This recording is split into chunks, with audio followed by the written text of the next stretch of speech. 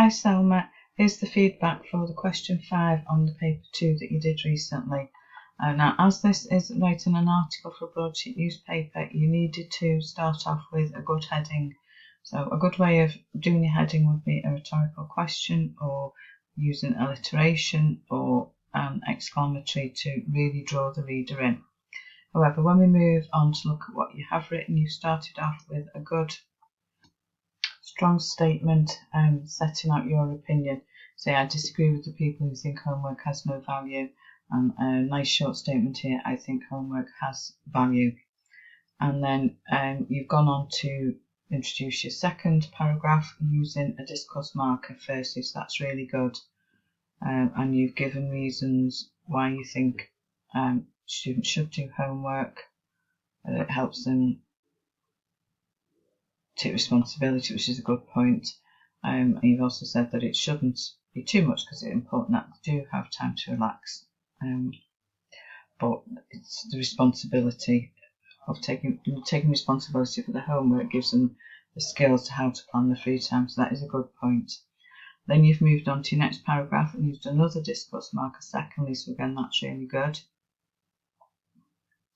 And you've had a rhetorical question here as well, which is a good linguistic device. Another discourse marker, you're explaining about feedback. And then another discourse marker on the other hand. So this use of discourse markers is really good to structure your writing.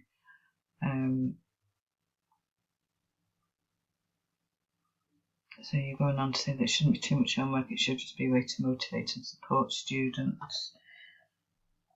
If it's taking too long or making students tired, it's not relevant and loses meaning, which again is a good point. In this paragraph you've used another rhetorical question, although I think it's a little bit muddled. What is the giving homework aim? I think perhaps it should be what is the aim of giving the homework, perhaps.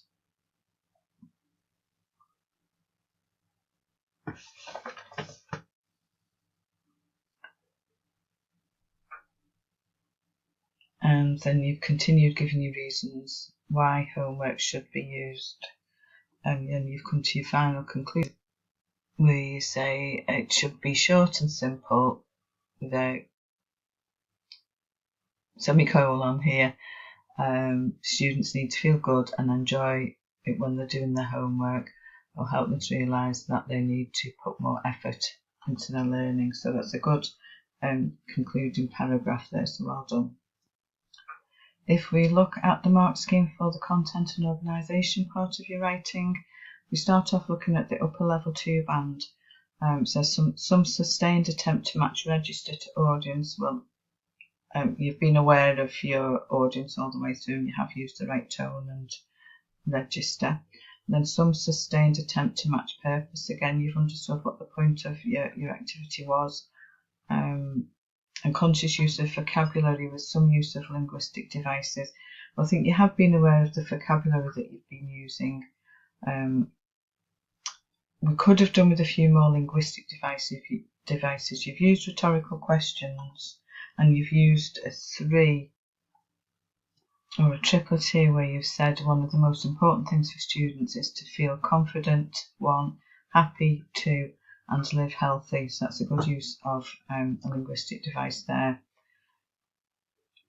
It would have been good if we'd have had some expert opinions, maybe from teachers or a headmaster, and some statistics or surveys to lend credibility to your opinions. Organisation, some use of structural features. Well, apart from the fact that you've not used a heading, the rest of it's fine. You've got your introduction, you've got your building up of your reasons, and then you've got your concluding paragraph.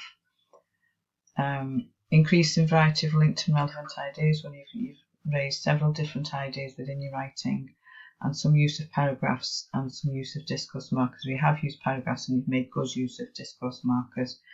So I think we have used some linguistic devices, so I think it's got to be the top of the upper level 2 band. So that's 12 out of the possible 24 marks, so that's really good. And had you included a few more of the linguistic devices and the heading, it could have been up into the level 3 for the content and organisation side of your writing, so well done.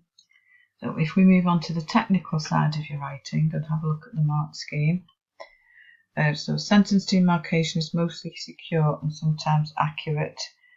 On the whole, I think your end of sentence punctuation is okay. I've no major issues with it. Seems to be fine. Some control of a range of punctuation. You've included a semicolon here, which shows that you can use excuse me, the higher level punctuation. Okay, attempts a variety of sentence forms. When you've done that, you've given us some good short sentences. Like the one at the start, I think homework has value, and there are others dotted through your writing. And then we've got good use of compound and complex sentences.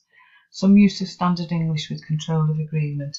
This is the one where we've come a little bit unstuck, but nothing majorly. Some of the grammar, as you know, is a little bit suspect. For example, missing words out.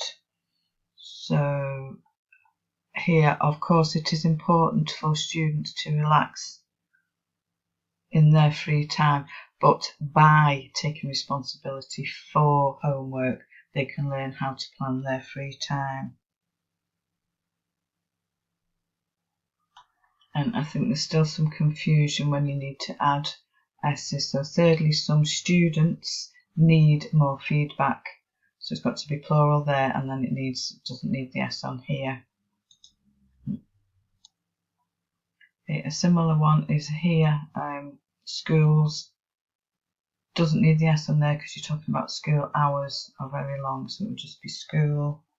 There's a couple of examples of the word order being mixed or it not quite making sense. So I've already mentioned this one here. What is the giving homework aim? And here, doing responsibilities such as homework, I think we would say, and being responsible for things such as doing homework. And the most important thing for students is to feel confident and happy. And the last one is here, you started a sentence with so.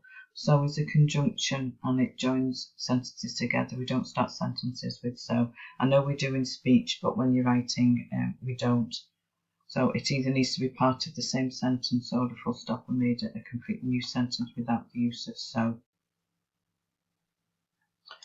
So looking back at the mark scheme, so yeah, that's some use of standard English with some control of agreement, some accurate spelling of more complex words. Generally speaking, your spelling is good. However, you're getting confused with the twos. So we found one. Here you've said it shouldn't be too long. That needs to be the TOO, and again here too hard work. So when you're saying that it's excessive, it means too OO, as in too much. Apart from that, your spelling seems to be fine, and you are using a varied use of vocabulary. So all in all, I think apart from your grammar, everything seems to be doing well. So I think it will be 7 out of the possible 16 marks for the technical side of your writing, which gives you a total of 17 out of 40, which at this stage in the course, with 5 months still to go, is a good score. I think if you continue attending regularly and doing all your homeworks and attend some extra sessions, as we've already mentioned, either go to Donna's ESOL classes or come to the catch-up sessions on a Monday or a Wednesday evening, or go to study services in A23, or any combination of those three. Obviously, the more extra practice you can do, the better your grade will be. But I don't see any reasons why you shouldn't be able to get the minimum of the equivalent of a C grade in your exam if you keep up the work that you're putting in now. So well done, Selma.